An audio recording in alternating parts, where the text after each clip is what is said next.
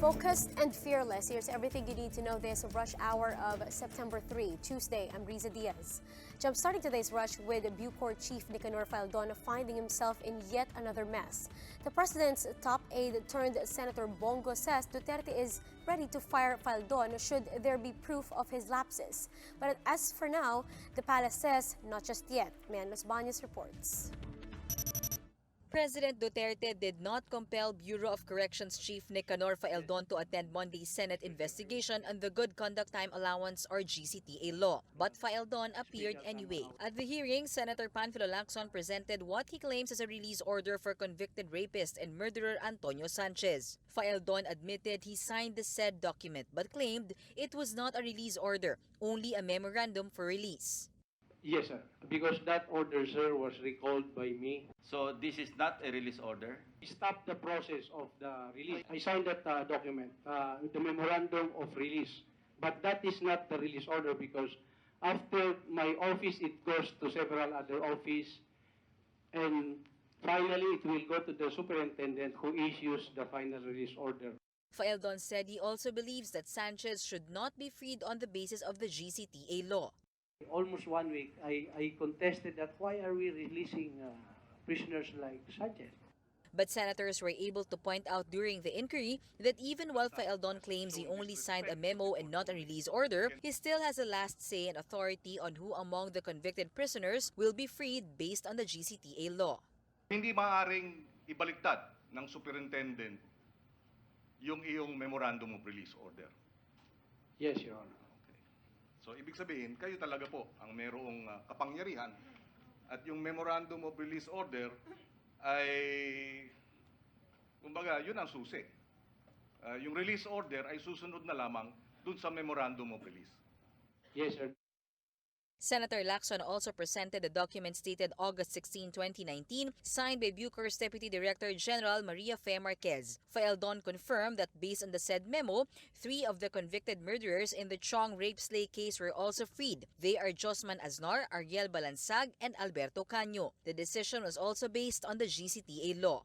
So what makes the difference between the release order signed for you by Maria Fe Marquez and the release order signed by you in favor of Antonio Sanchez? The other one, of course, Antonio Sanchez, as we all know, by now, has not been released because of the outcry. Senator Riza Ontiveros threw a direct question to Faeldon. Kailan po kayo magre-resign sa inyong pwesto bilang Bucor head? Yusek. I respect the question of the Honorable Chair, sir. And but I would defer that question to the appointing authority. do you believe that you're doing a good job, Yusek? Yes, ma'am.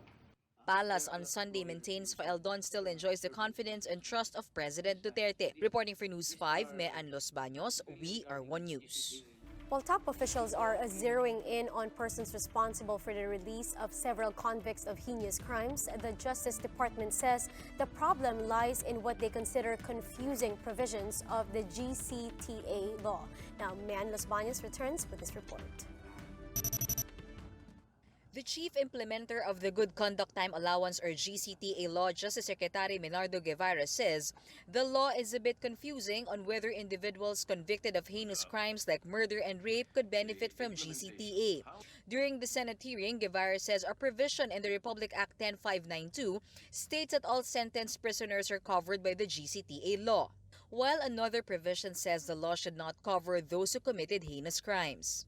Had it been a sole provision by itself, one entire section stand alone that says that habitual delinquents, recidivists, escapees, and persons convicted of heinous crimes or charged with heinous crimes are not covered by the benefits under this act, then probably there would be no confusion.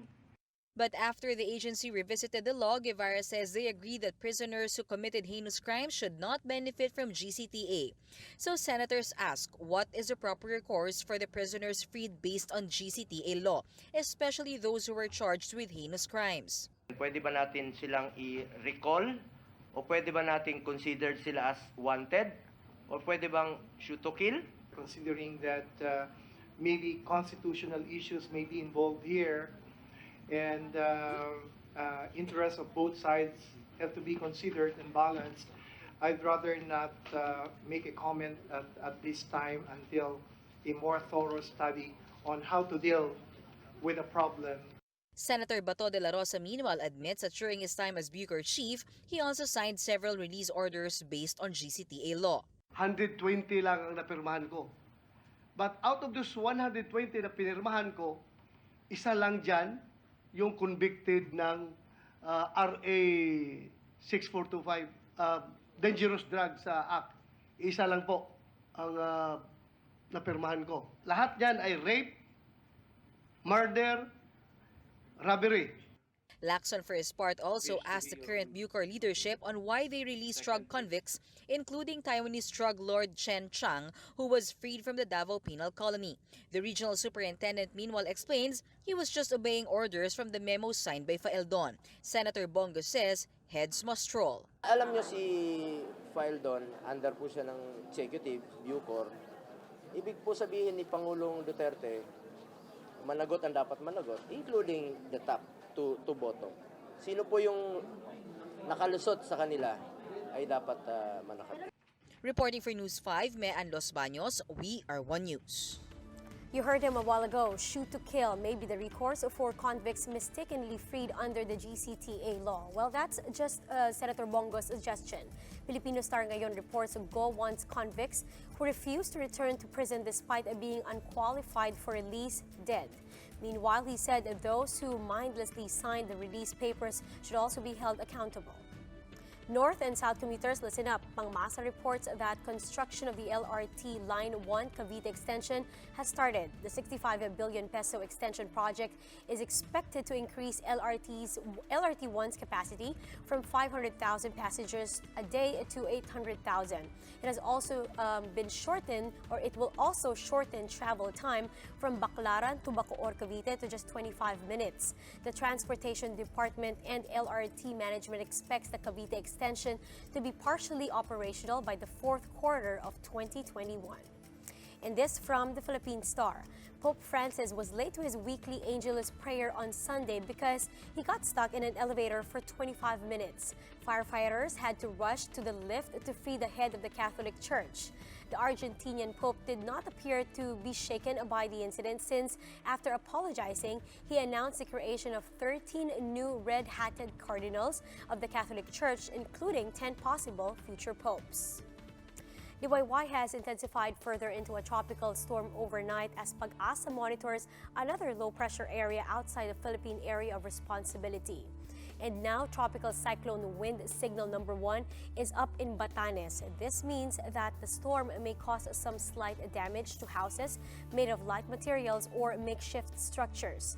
Now, to give us the latest update on today's weather, we have with us on the line Ana Clauren from the Pag-asa Weather Forecasting Center. Ana, good morning. Yes, good morning. Here's the update of the tropical storm Liwayway. As of 4 a.m. today, it was estimated based on available data at 255 kilometers east of Calayan, Cagayan. It has maximum sustained winds of up to 85 kilometers per hour near the center and gustiness up to 105 kilometers per hour. Tropical cyclone wind signal number 1 was raised over Batanes, and between today and tomorrow morning, Tropical Storm Liwayway will bring light to moderate with intermittent heavy rains over Apayao, Cagayan, including Babuyan Islands and Batanes. Meanwhile, the southwest monsoon will also bring scattered light to moderate with at times heavy rain showers over Ilocos region, Central Luzon, Metro Manila, Calabarzon, Mimaropa, Panay Island, Guimaras, and the rest of Cordillera Administrative Region.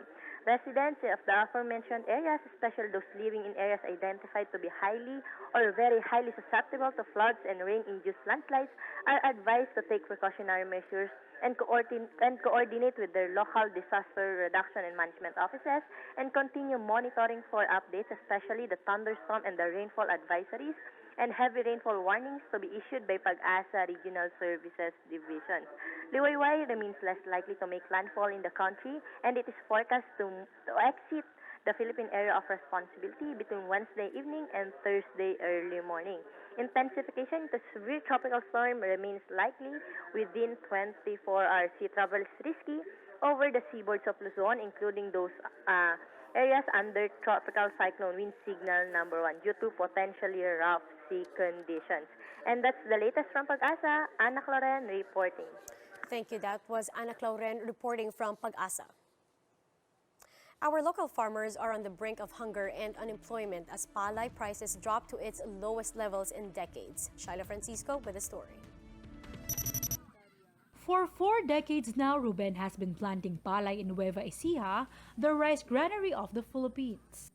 But this is the first time he has seen palay prices plunge to 7 pesos a kilo from 17 to 25 pesos a kilo. Farmers blame the surge of imports due to the rice trade liberalization law. Problem is production cost is much higher now compared to last year. Still, Ruben says farmers have no choice but to sell their produce. Ang nasa loob na lang namin, pinakabinabangan na lang ng konti. Kahit may salba man lang kami ron sa pinagsakahan namin. Baka next month, wala na kaming may sasaing dahil naibayad na namin sa mga utang. Mas mahal pa nga po yung darak kasi yung pong darak umaabot ng 15. The Agriculture Department and Land Bank launched a loan program where farmers selling 1 hectare of land and below may avail of a zero-interest loan worth 15,000 pesos, payable up to 8 years. Around 100,000 farmers nationwide are set to benefit from the program. Loans can be released in as fast as 3 hours. Lahat po ng measures na pwede pang gawin para dito sa main harvest coming this September towards October ay wala nang problema sa pagbaba ng presyo ng palay.